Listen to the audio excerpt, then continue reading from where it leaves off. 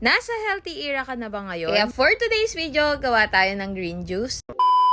First time ko nga itong gawin, inulit-ulit ko na nga. You need is 5 ingredients and the blender. The first one is the cucumber and slice it into cubes. The next one is the pineapple and just slice it into small pieces. At tinikman ko na nga at pagtagalog na nga rin tayo.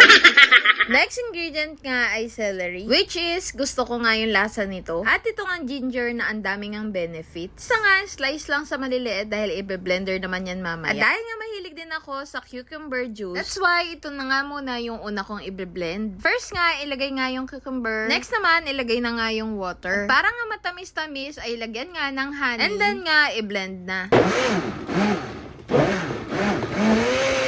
Lahating cucumber nga lang to, pero nakagawa na nga ako ng isang tumbler. Dito na nga yung 5 ingredient juice na gagawin natin. Ang una ko nga nilagay is cucumber. Tapos nga, pagsama-samayin lang natin yung mga in-slice natin kanina. Tulad nga ng celery, pineapple, at ginger. At lagyan nga lang natin ng 1 liter ng tubig. With the help nga ng baby ko. Thank you, anak. Para nga sa sweetness, lagyan nga natin ng honey. Hindi nga sa inyo kung gaano karami ng honey yung ilalagay nyo. Para nga super refreshing, dinagdagan ko na nga ng yelo.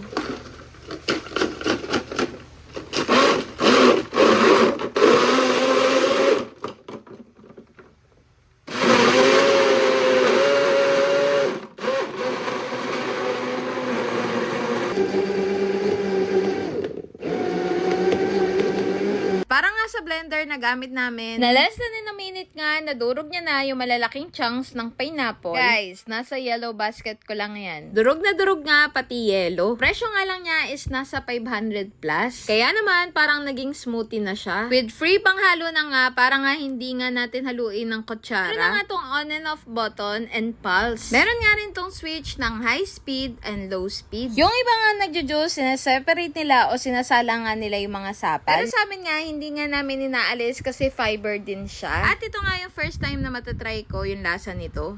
Drinkable naman siya. Lasa, medyo mas matimbang yung celery. Pero drinkable siya. Sarap. Pwede. Drinkable siya. Pwede. Kesa soft drinks, 'di ba?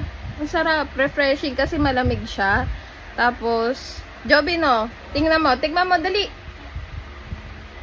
Sige, pakita natin. Tingnan natin kung madidrink ng bata. Sarap? Apap. Isa pa nga. Sarap? Apap. Sarap. Biruin mo may ginger siya, cucumber, pineapple, tsaka celery.